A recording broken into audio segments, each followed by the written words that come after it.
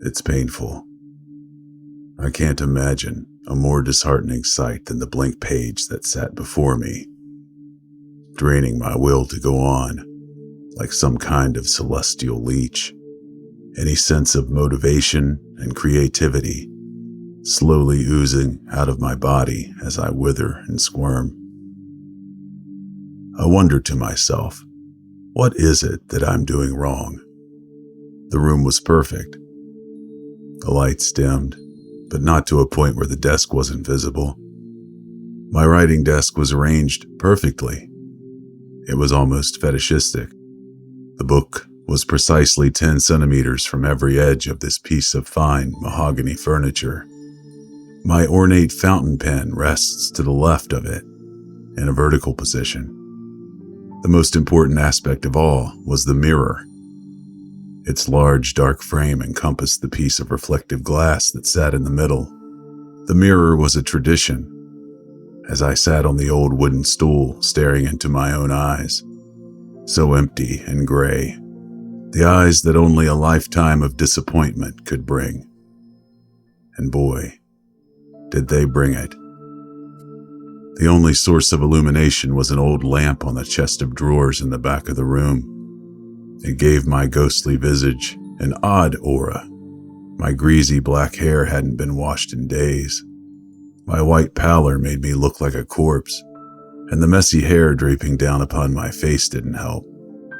I picked up my pen, grasping it between my forefinger and thumb. I slowly bring it down towards the paper, and my mind draws a blank again.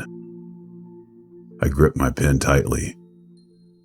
It's such a horrible experience having hundreds, if not thousands, of potentially award-winning ideas. But from brain to hand, something is lost in translation. Just when I thought a small flicker of inspiration entered my mind, a large dollop of ink drips from the end of my pen, splatters onto the page. Damn it, I angrily proclaim, as I tear the page out of my notebook, crumple it in my hands and toss it aside. This was where my life was going, a recurring dead end, one monumental kick in the groin after another. One benefit of tearing out this page, though, was getting to see the previous one, the 50th page. For a brief period in my life, I thought I was cursed. Whenever I tried to write a book, I would start off like a roaring tornado. But at page 50, I would grind to a halt. The writer's block set in, and it would be like my creativity was encased in cement. At first, this book seemed like a great idea. The plot was spectacular, if I do say so myself. But what really stood out were the characters I'd created.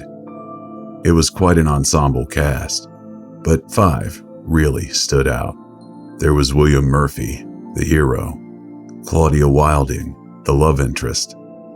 The next were identical twins, Ryan and Frederick Watson. But I saved the best for last. The villain, Travis Fisher. He was everything you would ever desire in an antagonist.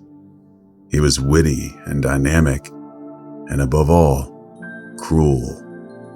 He was a manipulator, a chess master of sorts, who could maneuver his way through the plot, making loose ends, then just as easily cutting them. This was what frustrated me most. I'd committed my life to writing these stories, and just when I reach my peak, bang, I stop. Truth be told, I hadn't left the house in the last 4 days. I hadn't even ventured past my front door. I had theorized that maybe the reason that I couldn't write is that I had the choice not to. I made a promise to myself yesterday that I wouldn't eat again until I got 10 more pages. That isn't too much to ask, is it? I didn't have what you would call a real job. I wasn't particularly good with manual labor, and I wasn't what you would call a people person, but I could write. That's all I could do. And from a young age, I knew that's all I wanted to do. And if I couldn't, I wouldn't do anything else. I hadn't realized, but I was clasping my pen so tightly it almost snapped in my hand. I released my grip and it slowly fell to the ground. It made a click-clack as it hit my wooden floor. I then turned back to my desk and buried my head in my hands. I just didn't know what to do. What started out as such a brilliant idea had fizzled into a black hole. I was being strangled by my own train of thought, being tied to the track waiting for a screaming locomotive to turn up and shred me. My deep contemplative state was broken by a noise. It was a click followed by several rhythmic rat-a-tat-tats. It was unmistakably the sound of my letterbox. After exhaling deeply, I got up. I didn't have the enthusiasm to walk properly, so I just kind of shuffled along the ground towards my door. A thin ray of light perforated my curtains. I did my best to avoid it as I made my laborious journey. Upon arrival at the door, I saw the small pile of letters. I picked them up and flicked through them. Junk mail, charity, and a final letter, sealed in a brown envelope with urgent stamped on it with red ink. I discarded the other letters on the floor as I trudged back, letter in hand and dark thoughts swimming through my mind. Sitting down on the decrepit stool didn't provide much comfort for me. I reached into one of the 2 drawers of my writing desk and produced my letter opener. It was a gift given to me by my grandfather about a month before he died. The oak handle made the curved, serrated blade even more shiny by contrast. I saw my own reflection on the formidable little knife. I slid it into the gap between the fold and the main compartment. It slashed through the thin paper with ease, and a satisfying shearing noise was made as it eviscerated the envelope. I allowed the now hollow envelope to plunk to the ground as I unfolded the letter, and when I saw the sender, I shuddered. My hand shook and the letter opener fell to the floor. Whilst I won't bore you with the details of that dreaded letter, the heartbreaking summary is that I've been behind on my bills, and tomorrow a man will come to my house and take it away from me, leaving me with nothing but the clothes on my back. My lower lip quivered. This was a contingency I've never prepared for. I wasn't sure how to react, or even what I was feeling right now. I felt a tear slide down my cold cheek, followed by another, and another. I was weak, powerless. I had no money, no control, and no influence over where my life was going. I envisioned myself dying as a tramp on a cold winter night, and nobody would even care. It was then when something snapped. Perhaps a tiny fragment, or maybe the whole thing. But regardless of what it was, everything changed. I realized that it wasn't my fault. It was theirs. Those pathetic, unwritable characters led me down the road to oblivion. If they'd have complied, I would have written the book. But no, they had other plans. If I was being evicted, stepped on, and controlled, I wouldn't suffer alone. Maybe to you, I'm nothing, but to them, I'm God. It was a realization that sent a spike of pleasure through my body, an immeasurable sense of joy with no equal or comparison. It could only be described as pure euphoria. I wasn't insignificant anymore. I was God now, and none of them could defy my will. I picked up my pen, smiling wildly as I brought it down onto the page. I'd punish all 5 of them, starting with little Miss Claudia. At first, I was unsure of how I'd do it, but then, like the most divine inspiration, it came to me. She'd be leaving a party whilst it happened, happy but ever so slightly inebriated. Once behind the wheel, she'd veer out of control and end up wrapping her bumper around a tree on an abandoned road. Injured but still very much alive, just as I desired, another car would pull up, she would see a dark silhouette materialize out of the door, like an angel of mercy, carrying a crowbar to pry open the door and save her. Or that's what she thinks. In actual fact, the crowbar would descend on her like a hammer of divine judgment, shattering flesh and bone, skull and sinew, until she was left little more than a mangled corpse on the roadside.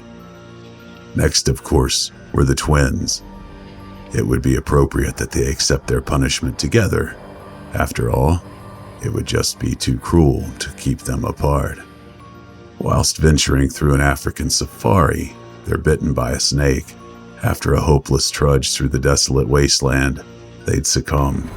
But not before insects and other detritus feeders feast on their festering flesh, whilst they stare into each other's dead, glassy eyes. Live together, die together. Next, of course, was William. Dear old Bill would receive the news about his only love in excruciating detail. After discovering this, what would be the point of carrying on? He'd fashion a noose from an extension cord and place a plastic bag over his head. After tying off to a fan and standing aloft on a stool, he was ready to end it. He kicks the little chair away, and after a short drop and a sudden stop, done. Finally, I was left with Travis. It was almost a shame to kill him, so in the end I decided not to. He would encounter a rapist in an alleyway, one of the few people he could take some moral high ground against. The rapist had finished his dirty work and dispatched his victim with a switchblade. Travis wrestles the blade out of the man's hand, took it to the cretin's head and neck again and again and again. As he mourned over the body of the victim, the police arrive, and in a cruel state of role reversal, they would believe he was the rapist, whom after killing the woman's sole defender, indulged in acts of rape, murder, and presumably necrophilia. After a trial which would make him a world-reviled monster, he was sent to prison for the remainder of his sad days. Maybe he died. Perhaps he killed himself too. Who knows?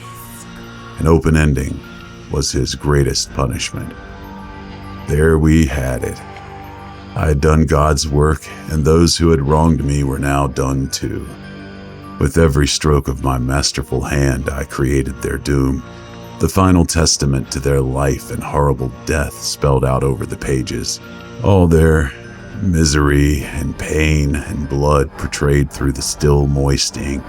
It was glorious. As I placed my pen down on the table and looked up, I could hardly recognize myself. My calm and morose face had become a frantic wreck. An ear-to-ear smile branded my excited face as the contours of my skin, which spelled out a combination of both joy and rage, transformed me into an inhuman monster, and my gray eyes became vibrant and terrifying hives of mental activity. The deed was done, and I had never felt so alive. Blood surged through my veins as I excitedly hyperventilated, eyes darting from side to side, devouring the sights this mundane room had to offer. That rush, that buzz, was suddenly offset by a creeping cold disappointment. There were no more characters to do in, no more fun to be had, no irritating lights that needed to be snuffed out. I was alone in a dark room, staring into space. My self-pity wallowing was interrupted by a chime from a mellow doorbell. Who could that be? I wasn't expecting company. Maybe I should just ignore it. I turned around towards the book and smiled. An idea wafted across my mind, such a brilliant, fantastic idea. Maybe the fun wasn't over. Perhaps I could keep playing this little game. I reach under my desk and firmly grasp the letter opener. I didn't want it to slide through my clammy hands. I was giddy with excitement and anticipation as I got up, concealing the miniature scimitar behind my back as I edged towards the door cautiously. When I opened it, I was greeted with a smile. A portly gentleman in overalls with an ID necklace says he's here to read the meter. I return a broad grin and say, "Sure, come on in." I was really hoping somebody would turn up around now. I open the door wider to allow him entrance. He nods in a friendly manner as he walks in. As silent as a mouse, I close the door behind him and click the lock. Once this is done, I'm going to have an awful lot to write about.